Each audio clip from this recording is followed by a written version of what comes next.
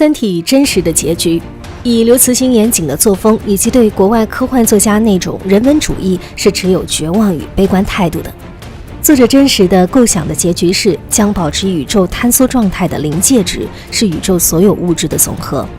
宇宙是不能容忍弄虚作假，这样也遵循了物质守恒的常论。在宇宙膨胀到临界值之后，所有文明发觉了宇宙的坍缩并非正常进行的结果。查询的结果是因为地球人在三体人建造的小宇宙里存留了物质，回归运动失败，宇宙从此陷入死寂状态。所有文明在宇宙的生死簿消去，这才是死神永生主题的本意。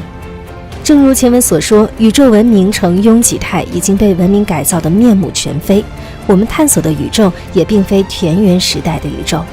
如果不考虑量子的不确定性，一切都是决定论，给定一个初始条件就可以计算出时间的断面，也就是初始条件充足，一切未来像程序一样可以计算出来。但是地球的形态变化很大程度是文明的行为造成的，所以文明的行为很难通过物理规律计算的。同样已被文明行为改造的宇宙，人类一直追求通过物理规律去推演、去解释宇宙的如今状态和预知宇宙的未来。可想而知，人类这些行为愚蠢至极，